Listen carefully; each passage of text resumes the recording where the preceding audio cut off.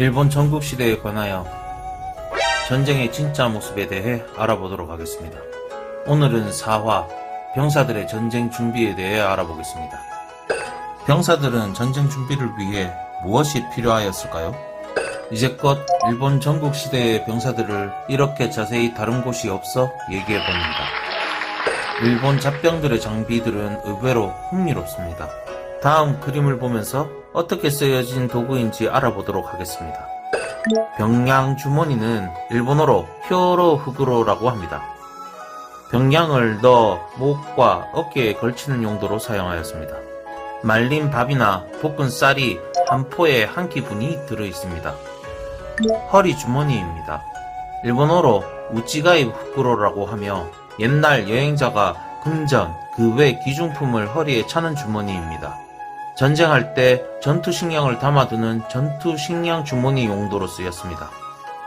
수통은 물을 담은 대나무통입니다. 일본어로 스이토라고 합니다. 전립은 잡병들의 전투모이며 일본어로는 지인가사라고 합니다. 전투모 용도 이외에는 음식 조리 시 군대에서 반합과 같은 용도로 쓰입니다. 화승은 일본어로 히나와라고 하며 화승총에 불을 붙일 때 사용하는 심지입니다. 손도끼는 일본어로 나타, 낫은 카마, 톱은 노코길이라고 하며 각각 도구들은 전쟁의 지형에 따라 사용했습니다. 부싯돌과 같은 불 붙이는 도구를 일본어로는 히우치 도구라고 하며 가죽과 같은 가방에 넣어 가지고 다녔다고 합니다. 침낭 또는 취침깔개라고 할까요? 일본어로는 네무시로라고 하며 지프로 짠 돗자리 같으며 취침 시 사용하였습니다. 약주머니는 일본어로 쿠스리 후쿠로라고 하며 다쳤을 때 바르는 약초를 넣어 다녔습니다. 집신은 일본어로 와라지라고 하며 지프로 짠 집신을 가리킵니다. 하오리는 일본 옷의 위에 입는 짧은 겉옷입니다.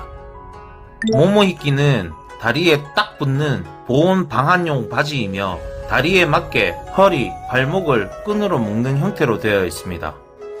어롱 또는 종다리끼는 작은 바구니 같은 모양이며 일본어로는 비크라고 합니다.